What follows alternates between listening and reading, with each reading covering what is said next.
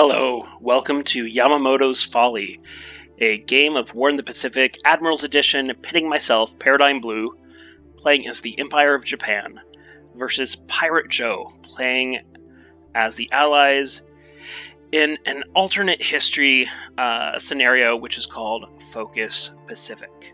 Now, the first thing you may notice is that I don't have a mellifluous speaking voice, unlike other game commenters like XTRG. My voice is a little bit sharper and more nasal, so be warned, and if listening to me talk in this voice for 20 minutes about the game isn't your cup of tea, no worries. This series probably isn't for you, and I certainly won't take offense. Today we're going to be talking about our plans for December 7th, 1941 as the Empire of Japan. As this series continues, I'll post day-by-day turn replays so you can follow along with the action as it happens day by day in the war Pacific theater of World War II. If you're not familiar with War in the Pacific Admiral's Edition, it's one of the most detailed, and probably is the most detailed, war game set in the Pacific theater of World War II ever made. It simulates the conflict in brain-breaking detail, down to individual squads of troops, individual artillery pieces, individual aircraft, individual pilots, and every single ship that was present in the Pacific theater of the war. Focus Pacific is a mod for War in the Pacific that adds even more toys for both sides. It's an alternate history scenario that asks the question, essentially, hey, what if both sides in the conflict, the Allies and the Empire of Japan, were more prepared for the upcoming war? That means that Japan has more industry to play with, started on its shipbuilding program, ripping up the Washington Naval Treaty a little bit earlier, and of course the Allies respond to that in kind. It also adds the French Navy into the Pacific, which is a fun addition as well. So with this new capability as Japan, what am I going to do with it? Well, first thing is I'm not going to strike at Pearl Harbor. While Pearl Harbor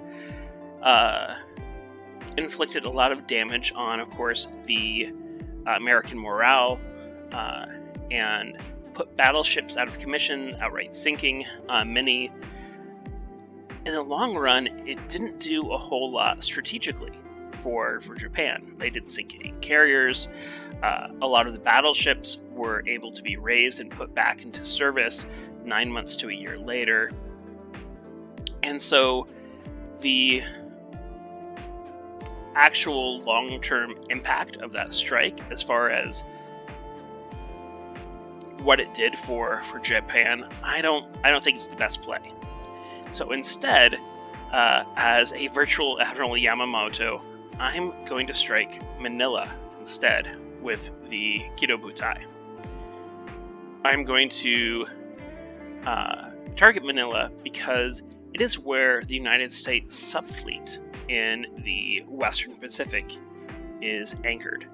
And with a strike on Manila, I can devastate most of the submarines in the Western Pacific of the I can destroy most of the submarines that the United States Navy has deployed here. Now, because of the Mark 14 torpedo, United States submarines aren't great at sinking ships for the first part of the war. It's not until mid-1943, that the kinks are worked out, historically and in-game, and the Mark 14 starts working better, and we have lower dud rates. But right now the dud rates are very high. So why is it so important for me to sink these submarines if the dud rates are so high? And it's because these subs, even though they can't do a lot of damage at this point, One, once the Mark 14 starts working better, they are going to be very deadly to my shipping. My anti-submarine warfare capabilities as Japan are not great. The other reason is that these submarines are the eyes of the United States Navy. And so by taking out these submarines, I really decrease his ability to keep track of my ship movements, of my cargo convoys, of where I'm moving forces around in the theater. So I believe it's important to do. There also are a lot of planes here at Clark Field and Manila, and I want to destroy those planes on the ground. I always would much rather destroy a plane on the ground than have to face it in the air. Along with the strike on Manila, and Focus Pacific Cebu is a major military base as well for the United States Navy. And so I have the KB-2, the Kitabutai 2, which is a smaller carrier task force, and it will be striking the Cebu airfield. At the Cebu airfield, there are some Vindicator dive bombers, there's some Devastator torpedo planes, and those can pose a serious risk to my shipping if I don't take out that airbase quickly. Other than that, what I'll be doing is going to be fairly historical. I'll be landing at Kota Baru, I'll be bringing forces to Singora and Patani, and starting to take the Malaya Peninsula. I'll be moving my forces south from Canton to threaten Hong Kong, and I will also be landing in northern Borneo in Sarawak to take Miri. All pretty standard. In the Pacific, I'll be taking Tarawa. I cannot say that for some reason. As well as Makin earlier on.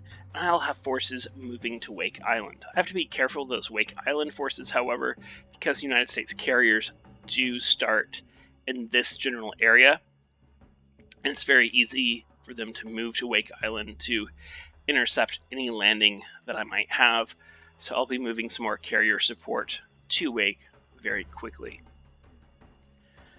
So those are the opening moves of the game for me. Lots of bombing of Manila.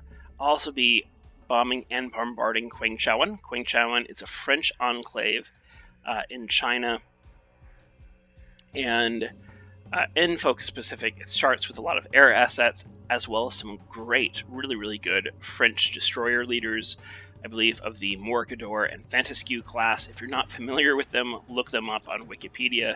They had some really outstanding capabilities, and I want to sink those at anchor, again, instead of having to face them at sea. And that's about it for opening moves. China is a quagmire, just kind of a disorganized mess. So my first priority is going to be to clean up some of these Chinese units that are kind of hanging out in southern China, and to create a real kind of front here, instead of all these units hanging out in my back lines. The final thing I wanted to talk about today is something that's really important for Japan, and that is air production. In the game, not only do you control the military forces of Japan, you also control its industry. And that means the planes that it builds, the ships that it builds to some extent, and everything that goes into that. So if I want to build a plane, I have to have the heavy industry to do it. I have to have the engine that goes in that plane, or sometimes engines, and I have to have the manpower, I have to have the supplies. A lot goes into that production. So I need to make sure that A, I'm producing enough aircraft, I'm producing enough of the right aircraft, and that I streamline my production a little bit so I don't have to build half a dozen, well, I will be building half a dozen, but I don't have to build dozens of different engine types for my planes. So here's what I'm going to be doing as far as aircraft production. Let's look at fighters first of the Imperial Japan Navy. And this is pretty easy, right? So I'll be turning off all quad production and converting it all to zeros. I already have a great production rate of 136 per month zeros. I will be doubling that, heavily investing into the zero. It is simply my best early game plane, full stop. I have a lot of squadrons that use it. I have even more Claude squadrons that can be upgraded to the zero, and so it's imperative that I produce enough of it. It will be doing a lot of my heavy lifting early game. For the army, it's a little bit more complicated. A few more models. We have the Nate, the Oscar, and an early version of the Ki-44 Tojo. Now, Oscars are not a great plane. They're maneuverable, but they're not particularly fast, and their guns aren't particularly powerful. They don't have 50 cals. They usually use a much smaller caliber gun, and that doesn't do as much damage.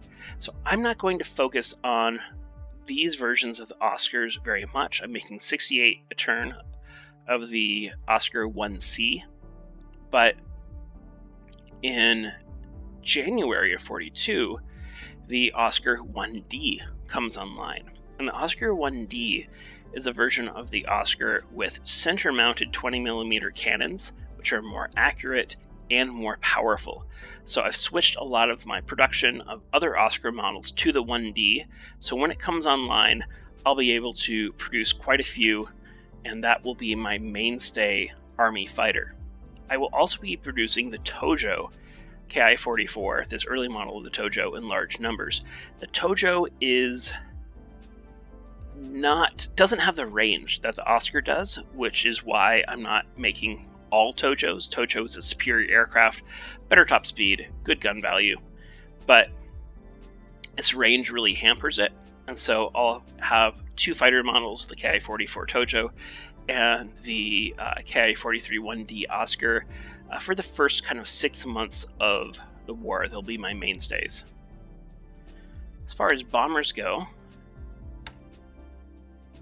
the Navy is blessed with a couple good bombers, the Nell, the Betty, and actually a third one, the Liz, which is an addition in Focus Pacific, was only experimental historically.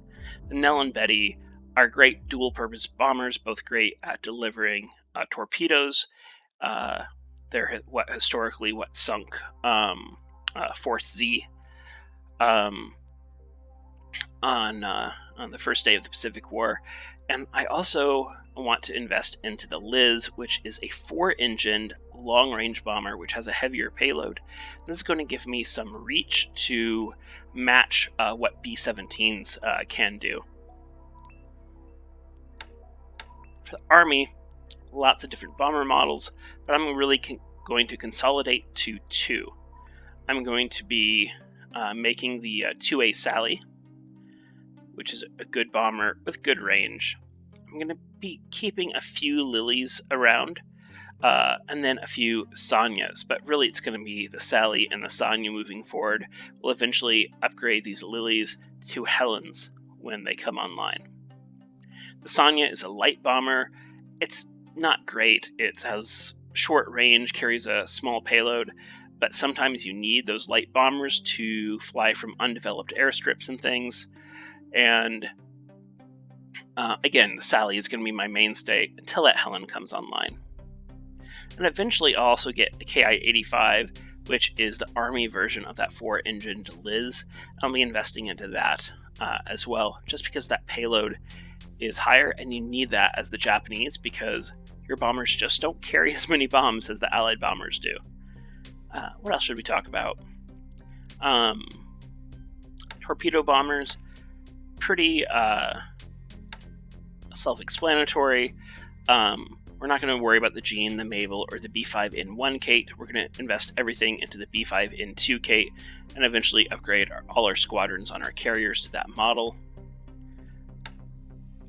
For dive bombers, we don't have a lot of options. There's the Susie and the Val. Everything's going into the Val.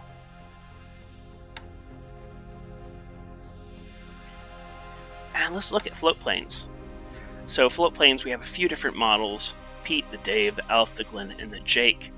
We don't care about any of the other models, but the Jake is just a superior aircraft to the rest. It has a good range of 10 hexes, so 400 nautical miles, can be great at both anti-submarine warfare, at naval search, naval attack in a pinch, and even cap in a pinch if they haven't escorted their attack craft. So the Jake is what we're going to use.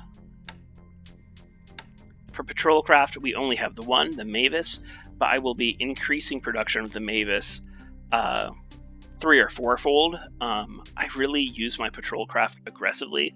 It is a very expensive plane to build because it is a 4-engine plane, which means I have to produce 4 engines, and then those engines go into the plane, which is then produced. So industrially, it takes a lot of resources, but it's a great patrol craft. It has a huge maximum range.